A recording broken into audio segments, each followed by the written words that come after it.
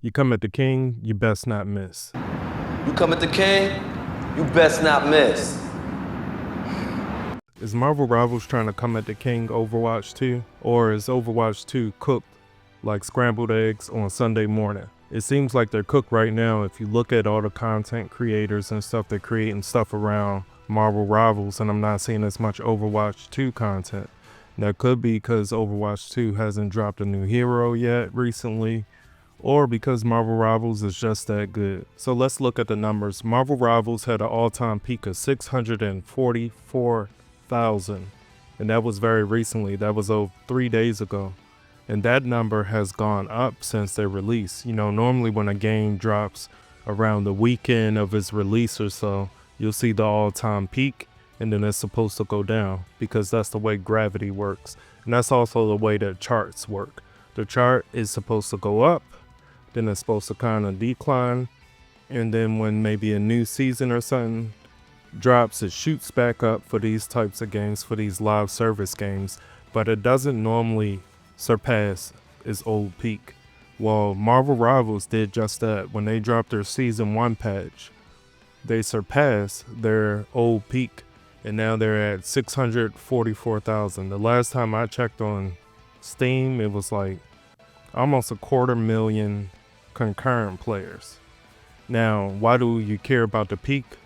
That just kind of shows you the longevity of a game sometimes, because it could just peak and go back down. But this game seems to be staying around for a while. It's peaked twice. It has a lot of concurrent players. Those concurrent players are daily. You know, it's not just, one week and then they're gone. No, they're playing daily. I'm playing the game daily. That's why I'm talking about the game. The last YouTube video I did on Marvel Rivals didn't do so well. Guess what? I don't care because I think it's a fun game, so I'm going to talk about it again. And here I am. But it's hard to get a really fair comparison on Overwatch 2 and Marvel Rivals because Overwatch 2 uses primarily BattleNet. They do have Steam charts. You can look at their Steam charts, but are you really getting an accurate number when you aren't able to see the BattleNet numbers? Now, both these games are on console. Marvel Rivals is on console. Overwatch 2 is on console. Can't see the console numbers for either of them. I know my nephew is playing Marvel Rivals 2, and he's Marvel Rivals, not Marvel Rivals 2. Marvel Rivals 2 will come out in a couple years, and then they'll cancel the PvE for it. They'll take a chapter out of Blizzard's book. But anyway, my nephew's playing the game, and he's never played Overwatch 1 or 2. He's 12. What does he know about that? But he does know about Marvel Rivals, and his friends are playing Marvel Rivals. These are all little kids. They're all like 12. And a lot of adults are playing Marvel Rivals. I'm an adult. I'm playing Marvel Rivals. I'm not playing Overwatch. I did play Overwatch for about 2 years though, and I liked it a lot. But Marvel Rivals is just something new. It has characters that I recognize from my childhood and from the movies. What really matters besides concurrent player numbers is queue times. So if you have 1,000 people playing the game, but you're able to get into the game and play a match quickly, does that really matter to you on a personal level? Besides to say, hey, my game has a big number. This other game doesn't have a big number. So if you have 1,000 people playing and you have quick queue times, or you have 100,000 people playing and you have slow queue times, the game with 1,000 is going to be better for you personally. Now, what does this have to do with Marvel Rivals and Overwatch 2? If you queue up for role queue in Overwatch 2, which is the main game mode for Overwatch 2 if you want to play competitively, then you're going to have to wait a while to be a DPS. You may wait like 5 to 8 minutes or so. That's at my rank. I'm a bronze bomber, baby. Sometime I get to silver. But anyway, you're going to have to wait like 5 to 8 minutes sometimes to be a DPS. Which is fine because I like to get up and fold my clothes while I'm waiting to play Overwatch. But if you play Marvel Rivals that doesn't have a role queue right now, and they seem to not be planning to release a role queue, then you could just jump in the game. I've only made it as far as platinum. So let me know in the comments, you diamond and eternity players, if your queue times are still quick or are they taking longer. At platinum, I'm in the game right away, and that could be because they just don't have a role queue. So everybody's queuing at the same time. They're not trying to queue for a specific 20 or so characters. They're queuing for all of them at the same time. And lately, a lot of content creators that I used to watch for Overwatch content to get little tips and stuff, they're switching to Marvel Rivals content. Now, is this a permanent change? I'm not sure. Have they totally switched to Marvel Rivals and they're leaving Overwatch behind? We'll see. Now, again, I don't know how long they'll be playing Marvel Rivals. I mean, most of these people that I've been looking at, these content creators, their whole identity is based around Overwatch mostly. Now, they'll play other games from time to time, but it seems like they're really focusing on Marvel Rivals now. And NetEase is doing a really good job. I mean, they're dropping 4 heroes in one season. They've already dropped 2, Sue and Reed Richards. That's the Invisible Woman for people who never watch comments. Susan Storm, I believe. Or is her name Richards? I don't know. But Susan Storm, Reed Richards, and then you got Ben and Johnny coming along soon. That's the Human Torch and the Thing. So the Human Torch and the Thing will come out mid-season. So I really like the way that they're doing this. So for this season, they drop 2 heroes in the beginning, and then they're going to drop 2 heroes in the mid-season. And then next season, they're going to drop 1 hero and then another hero in the mid-season. So they're just dropping heroes like crazy. I wonder how many we'll get this year. Like dropping 4 at the top of the year is crazy.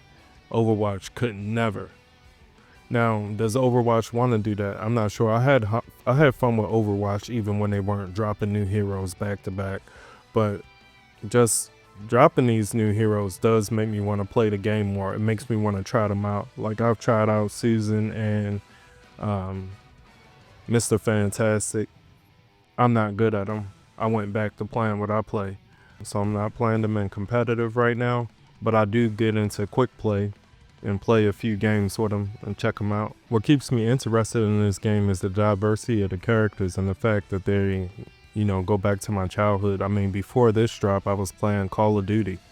I had stopped playing Overwatch even then, and I was playing Call of Duty Black Ops 6, a game which I haven't played since Warzone 1. I haven't played Call of Duty since Warzone 1, and I thought Black Ops 6 was really good.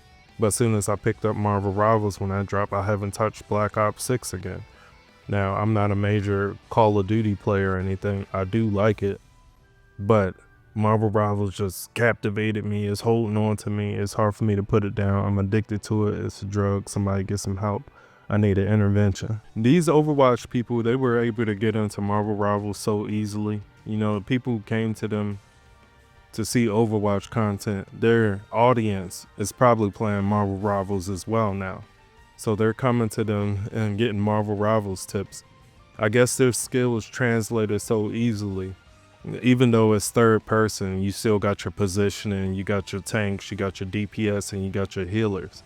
So they were able to easily transition to this game and just have fun with it, I guess. So anyway, what do you think about your favorite content creators now covering Marvel Rivals instead of Overwatch, and you're not able to get tips from them on Overwatch anymore, at least not in the near future, because they seem stuck on Marvel Rivals? They've abandoned you. Blizzard's abandoned you. And it's winter. How does Blizzard abandon you in the winter? That doesn't matter, because Galactica is here for you. She was born out of Galactus's stomach to come and save you in the video game world, not in the real world. In the real world, you gotta save yourself. But this isn't the first time that Marvel's come for the king, Blizzard. They came for Hearthstone with Marvel Snap. Marvel Snap didn't do as well as Hearthstone, at least I don't think. I don't know, because I've only played it for a little bit, but Hearthstone was really good until the microtransactions kind of just went crazy, and then it's hard to compete because you gotta have like a meta deck and the meta decks cost a lot of money. So Marvel Snap couldn't beat Hearthstone, but will Marvel Rivals beat Overwatch? It's the second time that these two companies had to fight each other. Let's get an Overwatch crossover. Let's get a Widow and Widowmaker. They both baddies. Why not? So anyway, I'm happy to use these characters that I grew up with that's using lore accurate powers. I'm going back and looking at comics explained videos, trying to learn about these characters. Who the hell is Jeff? Who the hell is Luna Snow? Never heard of him. Why is Psylocke just talking like she's a Japanese lady? Last time I knew about Psylocke, I thought she was a white woman who like somehow stole the body of a Japanese woman through some magic stuff called the Crimson Dawn, and her name was Betty Braddock. But now Psylocke seems to be named Psy if you look in the description. So I'm very far behind on comics. Is this Psylocke the same Psylocke as Betty Braddock, or is it a totally different Psylocke that looks exactly the same with the same powers? You guys let me know in the comments. Oh, and I never asked you. Hey, do you mind subscribing to the channel if you made it through the video this far? I need some subscribers. Give me a little subscribers, please. I'm a panhandler for subscribers. Anyway, I hope you liked the video. I know I liked making the video because now I'm just gonna go and play some Marvel Rivals. I'm addicted to it, like I said. Peace out, y'all.